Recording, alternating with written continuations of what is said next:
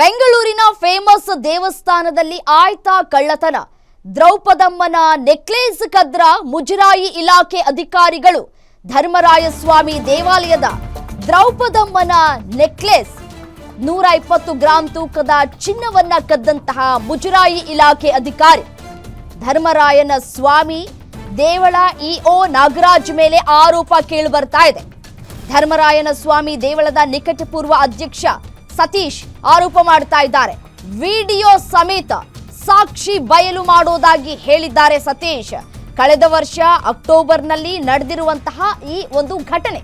ಆದ್ರೆ ನೆಕ್ಲೆಸ್ ತೂಕ ಮಾಡೋದಕ್ಕೆ ತೆಗೆದುಕೊಂಡು ಹೋಗಿದ್ದೆ ಅಂತ ಹೇಳ್ತಾ ಇದ್ದಾರೆ ಇಒ ಅವರು.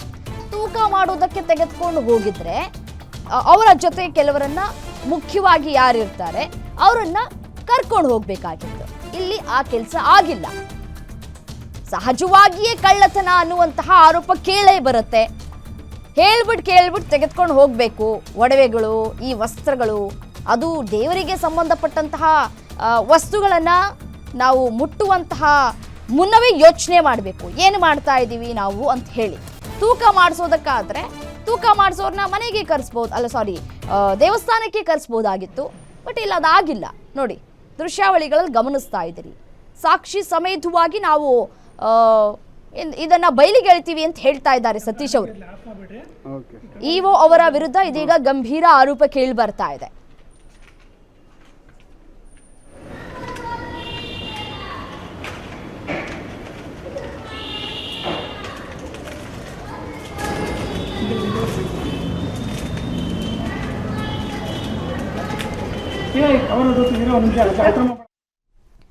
ಏನು ಇದೇ ವಿಚಾರಕ್ಕೆ ಸಂಬಂಧಪಟ್ಟಂತೆ ಮತ್ತಷ್ಟು ಡೀಟೇಲ್ಸ್ ಕೊಡ್ತಾ ಹೋಗ್ತಾರೆ ಮೆಟ್ರೋ ಬ್ಯೂರೋ ಹೆಡ್ ಉಲ್ಲಾಸ್ ದೂರವಾಣಿ ಸಂಪರ್ಕದಲ್ಲಿದ್ದಾರೆ. ಉಲ್ಲಾಸ್, ದೇಗುಲದಲ್ಲಿ ಚಿನ್ನಾಭರಣ ಕಳ್ಳತನ ಆಗಿದ್ಯಾ?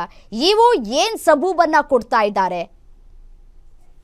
ರಮ್ಯಾ, ಕಳೆದ ವರ್ಷ ಅಕ್ಟೋಬರ್ 6ನೇ ತಾರೀಕು ಧರ್ಮರಾಯ ಸ್ವಾಮಿ ದೇವಸ್ಥಾನದ ಹುಂಡಿ ಎಣಿಕೆ ಕಾರ್ಯ ಆಯ್ತು. ಆ ಸಂದರ್ಭದಲ್ಲಿ ಸುಮಾರು 60 ಗ್ರಾಮ್, ಅಂದ್ರೆ ಇಒ ಧರ್ಮರಾಯ ಸ್ವಾಮಿ ಟೆಂಪಲ್ ನ ಇಒ ನಾಗರಾಜ್ ಹೇಳ್ತಾ ಇರುವಂತ ಪ್ರಕಾರ 60 ಗ್ರಾಮ್ ಒಂದು ನೆಕ್ಲೆಸ್ ಇತ್ತು. ಅಂದ್ರೆ ಅದು ಹುಂಡಿ ಎಣಿಕೆ ಕಾರ್ಯ ಮುಕ್ತಾಯ ಆಗುವಂತ ಸಂದರ್ಭದಲ್ಲಿ ಸಂಜೆ 4:30 ಆಗಿತ್ತು. ಅಂದ್ರೆ ಶುಕ್ರವಾರ ಆಗಿತ್ತು, ಶನಿವಾರ ಆಗಿತ್ತು. ಹಾಗಾಗಿ ನಾವು ಅದನ್ನ ನಿಯಮದ ಪ್ರಕಾರ ದೇವಸ್ಥಾನದ ಅರ್ಚಕರಿಗೆ ಅಲ್ಲಿ ನೆಕ್ಲೆಸ್ ಅನ್ನ ಕೊಡುವಂತದ್ದು ಪದ್ಧತಿ. ಆದ್ರೆ ದೇವಸ್ಥಾನದ ಇಬ್ರು ಅರ್ಚಕರಿದ್ರು, ಒಬ್ಬರನ್ನ ಸಸ್ಪೆಂಡ್ ಮಾಡಲಾಗಿತ್ತು, ಇನ್ನೊಬ್ರನ್ನ ಡಿಸ್ಮಿಸ್ ಮಾಡಲಾಗಿತ್ತು. ಹಾಗಾಗಿ ಅದನ್ನ ದೇವಸ್ಥಾನದಲ್ಲಿ ಇಡ್ಲಿಕ್ಕೆ ಸೇಫ್ ಆದಂತ ಜಾಗ ಇರ್ಲಿಲ್ಲ. ನಾನು ತೆಗೆದುಕೊಂಡು ಹೋದೆ. ಬ್ಯಾಂಕಿಗೆ ಕೊಡೋಣ ಅಂತಂದ್ರೆ ಬ್ಯಾಂಕ್ ಸಮಯನೂ ಕೂಡ ಮುಕ್ತಾಯ ಆಗಿತ್ತು. ಹಾಗಾಗಿ ಇದ್ದಂತಹ ನೆಕ್ಲೆಸ್ ಅನ್ನ ನಾನು ಮನೆಗೆ ತೆಗೆದುಕೊಂಡು ಹೋಗ್ಬಿಟ್ಟು ಸೋಮವಾರ ದಿನ ಬೆಳಗ್ಗೆ ಬ್ಯಾಂಕಿಗೆ ಹೋಗಿ ಅದನ್ನ ಏನು ನಿಯಮದ ಪ್ರಕಾರ ಯಾವೆಲ್ಲ ನಿಯಮಗಳನ್ನ ಫಾಲೋ ಮಾಡ್ಬಿಟ್ಟು ಸೋಮವಾರ ಬೆಳಗ್ಗೆ ನಾನು ಧರ್ಮರಾಯ ಸ್ವಾಮಿ ಟೆಂಪಲ್ಗೆ ತಗೊಬಂದು ನೆಕ್ಲೆಸ್ ಅನ್ನ ಇಟ್ಟೆ ಅನ್ನುವಂತ ಒಂದು ಈ ಮಾತನ್ನ ಇಒ ಹೇಳ್ತಿದ್ದಾರೆ. ಆದ್ರೆ ಧರ್ಮರಾಯ ಸ್ವಾಮಿ ದೇವಸ್ಥಾನದ ಮಾಜಿ ಅಧ್ಯಕ್ಷ ಸತೀಶ್ ಹೇಳ್ತಾ ಇರುವಂತ ಪ್ರಕಾರ ಅದು 60 ಗ್ರಾಮ್ ನೆಕ್ಲೆಸ್ ಅಲ್ಲ, ಇದ್ದಿದ್ದು 120 ಗ್ರಾಮ್ ನೆಕ್ಲೆಸ್ ಇದ್ದಿದ್ದು. ಆದ್ರೆ ಅವ್ರು ಯಾವ್ದೇ ಕಾರಣಕ್ಕೂ ದೇವಸ್ಥಾನದ ನೆಕ್ಲೆಸ್ ಅನ್ನ ಮನೆಗೆ ತೆಗೆದುಕೊಂಡು ಹೋಗ್ಲಿಕ್ಕೆ ಸಾಧ್ಯ ಆಗೋದಿಲ್ಲ, ತೆಗೆದುಕೊಂಡು ಹೋಗ್ಬಾರ್ದು. ಆ ರೀತಿಯಾದಂತ ಒಂದು ನಿಯಮ ಇದೆ. ಆದ್ರೆ ಅವ್ರ ನಿಯಮವನ್ನ ಮೀರಿ ಇಒ ನಾಗರಾಜು ನೆಕ್ಲೆಸ್ ಅನ್ನ ತೆಗೆದುಕೊಂಡು ಹೋಗಿದ್ದಾರೆ. ಜೊತೆಗೆ 120 ಗ್ರಾಮ್ ಇರಬೇಕಾಗಿದ್ದಂತಹ ನೆಕ್ಲೆಸ್ ಕೇವಲ 60 ಗ್ರಾಮ್ ಇದೆ ಅಂತಂದ್ರೆ ಸಾಕಷ್ಟು ಅನುಮಾನನೂ ಕೂಡ ಮೂಡ್ತಾ ಇದೆ. ಉಳಿದಂತಹ 60 ಗ್ರಾಮ್ ಎಲ್ಲಿ ಹೋಯ್ತು ಅನ್ನುವಂತ ಒಂದು ಪ್ರಶ್ನೆಯನ್ನ ಮಾಜಿ ಅಧ್ಯಕ್ಷ ಸತೀಶ್ ಮಾಡ್ತಾ ಇರುವಂತದ್ದು. ಜೊತೆಗೆ ಈ ಆರೋಪಕ್ಕೆ ಸಂಬಂಧಪಟ್ಟಂತೆ ಇಲ್ಲ, ಯಾರೋ ಉದ್ದೇಶಪೂರ್ವಕವಾಗಿ ನನ್ನ ಮೇಲೆ ವಿನಾಕಾರಣ ಆರೋಪವನ್ನ ಮಾಡ್ತಿದ್ದಾರೆ. ಈ ಆರೋಪದಲ್ಲಿ ಯಾವುದೇ ರೀತಿಯಾದಂತಹ ಹುರುಳಿಲ್ಲ. ಜೊತೆಗೆ ನಾನು ತೂಕ ಮಾಡಿದಂತ ಸಂದರ್ಭದಲ್ಲಿ ಪ್ರತಿಯೊಂದು ಬ್ಯಾಂಕಿಗೆ ಹೋದಂತ ಸಂದರ್ಭದಲ್ಲಿ ಯಾವೆಲ್ಲ ಪ್ರೊಸೀಜರ್ ಆಯ್ತಾ ಎಲ್ಲಾ ಪ್ರೊಸೀಜರ್ ನ ಸಂಪೂರ್ಣವಾದಂತ ವಿಡಿಯೋವನ್ನ ನಾನು ಮಾಡ್ಕೊಂಡಿದ್ದೀನಿ.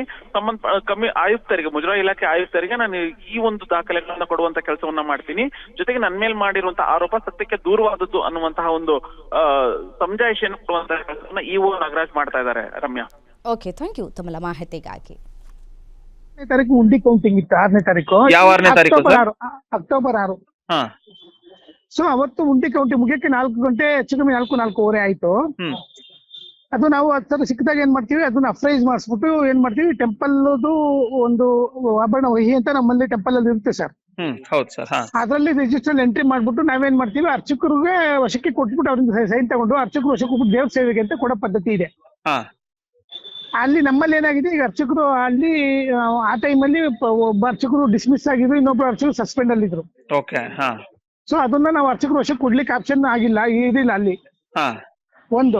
ಎರಡನೇದಾಗಿ 68 ಗ್ರಾಮ್ 18 ಮಿಲಿ ಇತ್ತು. ಯಾವತ್ತು 6ನೇ ತಾರೀಕು ಫೋಟೋ ವಿತ್ ಡೇಟ್ ಸಮೇತ ಟೈಮ್ ಸಮೇತ ಮೊಬೈಲ್ ಫೋಟೋದಲ್ಲಿ ಇದೆ ಸರ್.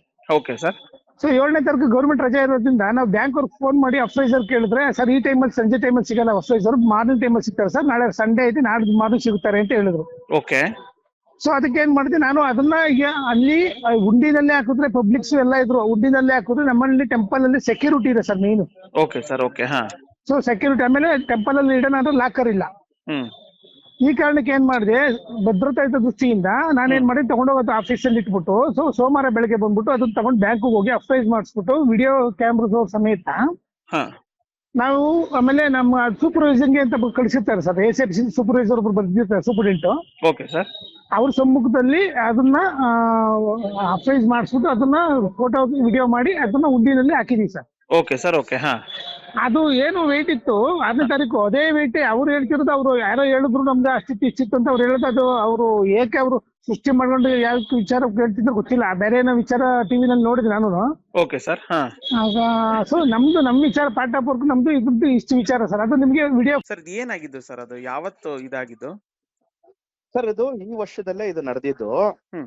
ಇದು ಯಾವಾಗ್ಲೂ ಕರಗ ಆದ್ಮೇಲೆ ಉಂಡಿ ಎಣಿಸ್ತಾರೆ ಓಕೆ ದೇವಸ್ಥಾನದಲ್ಲಿ. ಆಗ ಇವ್ರಿಗೂ ವಿಷಯ ಮುಟ್ಟಿಸ್ಬೇಕು, ದೇವಸ್ಥಾನಕ್ಕೆ ಸಂಬಂಧಪಟ್ಟವ್ರಿಗೆ ಮತ್ತೆ ಅರ್ಚಕರಿಗೆ ಮತ್ತು ವ್ಯವಸ್ಥಾಪನಾ ಸಮಿತಿಗೆ ವಿಷಯ ಮುಟ್ಟಿಸಿ ಇಂಥ ದಿವಸ ಬರ್ತೀನಿ ಅಂತ ನಮ್ಗೆ ಒಂದ್ ಲೆಟರ್ ಕೊಡ್ತಾರೆ. ಓಕೆ.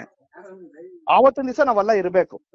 ಈ ಸಲ ಏನ್ ಮಾಡ್ತಾರೆ, ಯಾರಿಗೂ ವಿಷಯ ಮುಟ್ಟಿಸ್ತೀರಾ ಬಂದು ಎಲ್ಲ ಉಂಡಿ ಎಲ್ಲ ಎಣಿಸ್ತಾರೆ. ಒಂದ್ 5.5 ಲಕ್ಷ ದುಡ್ಡು ಸಿಕ್ಕುತ್ತೆ, 5,30,000 ಏನೋ. ಅದ್ರಲ್ಲಿ ಒಂದು ನೆಕ್ಲೆಸ್ ಸಿಕ್ಕುತ್ತೆ. ಆ ನೆಕ್ಲೆಸ್ ನ ಇಒ ಅವರು ತಗೊಂಡ್ ಹೋಗ್ಬಿಡ್ತಾರೆ ಜೋಬೆಲ್ ಹಾಕೊಂಡು. ಯಾರು? EO executive officer. ದೇವಸ್ಥಾನದ್ದು ಒಡವೆ ಯಾವ್ದೇ ಇರ್ಲಿ ಅದು 10 ಗ್ರಾಮ್ ಆದ್ರೂ ಹೊರಗಡೆ ತಗೊಂಡ್ ಹೋಗಂಗಿಲ್ಲ, ಇದೇ ಕಾನೂನು. ಇವರು ನಾವು ಚಿನ್ನ ಬೆಳ್ಳಿ ಚೆಕ್ ಮಾಡಕ್ ತಗೊಂಡೋದೆ ಅಂತಾರೆ. ಆದ್ರೆ ದೇವಸ್ಥಾನದಲ್ಲಿ ಅಪ್ರೈಸರ್ ನ ಕರೆದಿ ನಾವೆಲ್ಲ ಚೆಕ್ ಮಾಡಿಸೋದು, ಹೊರಗಡೆ ತಗೊಂಡೋಗಂಗಿಲ್ಲ. ದೇವಸ್ಥಾನಕ್ಕೆ ಅದಕ್ಕೆ ಮುಜರಾಯಿ ಅವ್ರು ಇದಾರೆ, ಅಪ್ರೈಸರ್ಗಳು. ಅವರೇ ಬಂದು ಚೆಕ್ ಮಾಡ್ತಾರೆ ಚಿನ್ನ ಬೆಳ್ಳಿ ಇದು ಎಷ್ಟು ಪ್ಯೂರಿಟಿ ಇದೆ, ಎಷ್ಟು ಗ್ರಾಮ್ ಇದೆ ಅಂತೆಲ್ಲ ಅಲ್ಲೇ ಬರ್ದಿ ಮಾಡ್ತಾರೆ. ಹೊರಗಡೆ ತಗೊಂಡೋಗಿ ನಾನ್ ತಗೊಂಡೋಗಿ ಚೆಕ್ ಮಾಡ್ಸ್ಕೊಂಡ್ ಬರ್ತೀನಿ ಅಂತ ಇವರು ಜೋಬೆಲ್ ಇಟ್ಕೊಂಡೆ ಅಂತ ಹೇಳಿ ನಾವು RT ಹಾಕಿದ್ಮೇಲೆ ಹೇಳ್ತಾರೆ.